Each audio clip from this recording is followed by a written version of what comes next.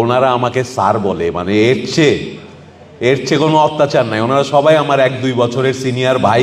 তোমরা যারা এখন এখানে আছো, তোমাদের মধ্যেই কেউ হবে আগামী দিনের ডিজি হেলথ, তোমাদের মধ্যেই কেউ হবে আগামী দিনের ডিজি মেডিকেল এডুকেশন, কেউ হবে ঢাকা মেডিকেল কলেজের প্রিন্সিপাল, আর তোমাদের মধ্যে সবচেয়ে দুর্ভাগ্যবান যে থাকবে সে হবে স্বাস্থ্য প্রতিমন্ত্রী।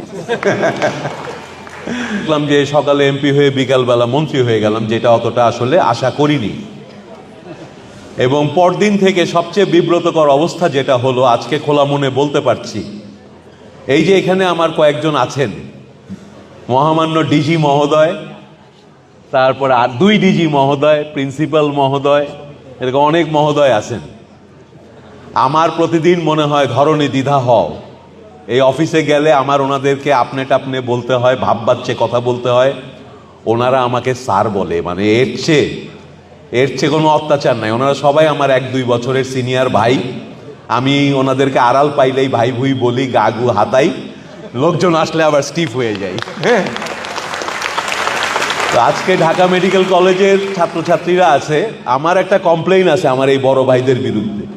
আমি তাদের বড় ভাই হিসেবে এত ভালোবাসি, এত শ্রদ্ধা করি, তো বড় ভাইরা তো ছোট ভাইকে লুক আফটার করার কথা, তারা কিন্তু আমাকে লুক আফটার করছে না ঠিক মতো।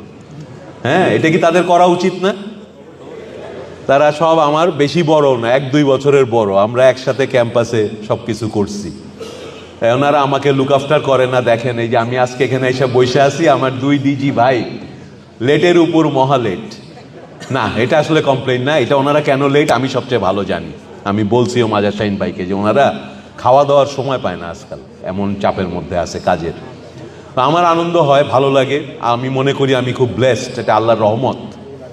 আমার মনে হয় না আমাদের ক্যাবিনেটে 50 জন মন্ত্রী আছে, আর কারো এই সৌভাগ্য আছে সে তার কর্মস্থলে গেলে চারপাশে শুধু দেখে বড় ভাই, আপাও আছে, বড় ভাই, আপা, ছোট ভাই বোন সব পাই।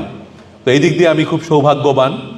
আর ডিএমসিএন হিসেবে তো অনেকেই বক্তারা বলেছেন, আমি ডিএমসিতে ছিলাম, পড়াশোনা করেছি অল্প, ডিবেট করেছি বেশি, কবিতা পড়েছি আরও বেশি, এইসব করে ডিএমসির সময়টা খুব ভালো গিয়েছে। কিন্তু এখন যখন আমরা যাই কর্মস্থলে আরও ভালো লাগে। এবং ডিএমসিতে এখন যারা ছাত্র আছে তোমাদের বলি, ভাই কেউ কাউকে বেশি আন্ডার এস্টিমেট করো না। হ্যাঁ, ডিএমসিতে যারা পড়ে প্রত্যেকেই অনেক অনেক যোগ্য। এই যোগ্যদের ভিড়ে এসে জীবনের চলার পথে 50 জন যোগ্য ব্যক্তি, 200 জন যোগ্য ব্যক্তি যখন কম্পিট করে, আপাত দৃষ্টিতে কাউকে মনে হতে পারে সে একটু কম পারে, কিন্তু কাউকে আন্ডার এস্টিমেট করো না। তোমরা যারা এখন এখানে আসো, তোমাদের মধ্যেই কেউ হবে আগামী দিনের ডিজি হেলথ, তোমাদের মধ্যেই কেউ হবে আগামী দিনের ডিজি মেডিকেল এডুকেশন, কেউ হবে ঢাকা মেডিকেল কলেজের প্রিন্সিপাল, আর তোমাদের মধ্যে সবচেয়ে দুর্ভাগ্যবান যে থাকবে সে হবে স্বাস্থ্য প্রতিমন্ত্রী।